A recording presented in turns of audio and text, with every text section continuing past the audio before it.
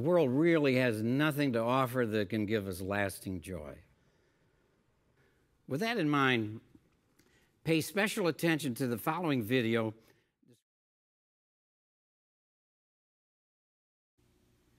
Tonight we'll be interviewing Brother Chavez Cooper, an elder in the Etowah congregation.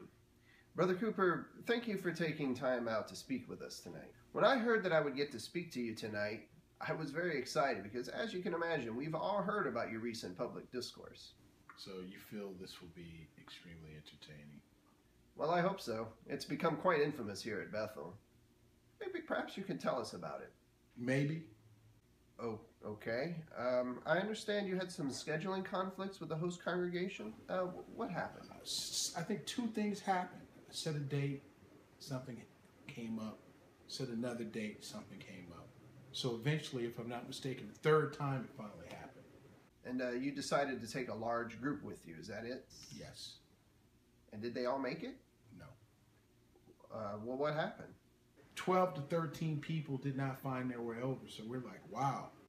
Well, you lost 13 people? Did you look for them? Did you ever find them? And interestingly, I can say that it's a simple question. At that point, and she probably can agree, there were several months in which I was planning to go because I was It's living. a simple question, yes or no. And Did you or did you not find those 13 people that you lost on the way to your public talk? No. Well, that's unfortunate. Moving on, you got to the congregation with at least most of your group. What did you think of the congregation? It was interesting. How so? I was trying to understand, are people fighting with each other or is this normal behavior? Well, that sounds a little scary. The nucleus of that congregation was somewhat indifferent. Okay, so for the most part you were safe. Yes. So let's move on to the actual talk. What was your theme?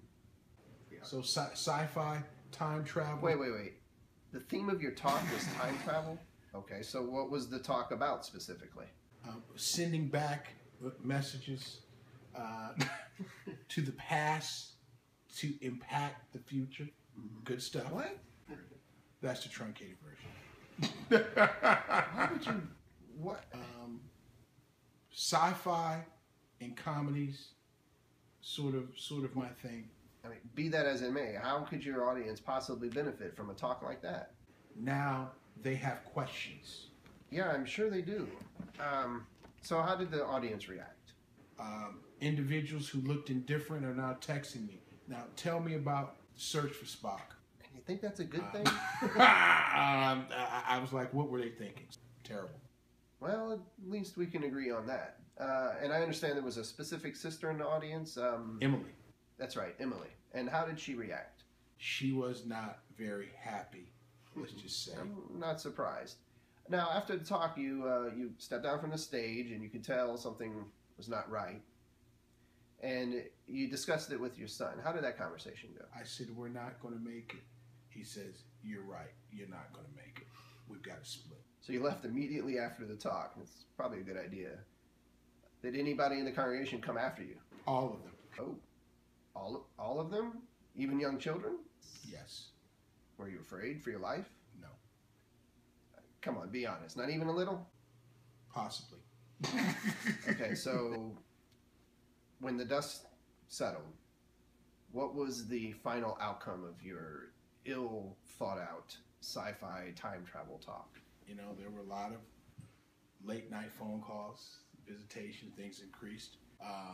Long story short, the elders had to get involved. Now, Brother Cooper, let me ask you the question that I'm sure is on the minds of all of our audience.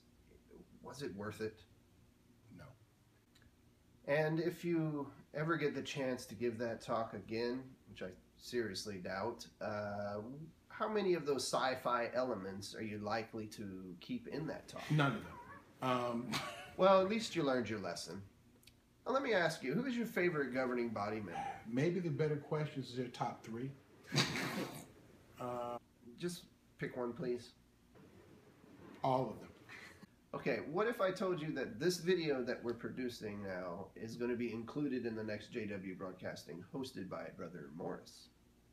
Who's your favorite governing body member now? Brother Anthony Morris is probably my favorite member of the governing body. Yeah, that's what I thought. Well, to wrap things up, do you have any final thoughts?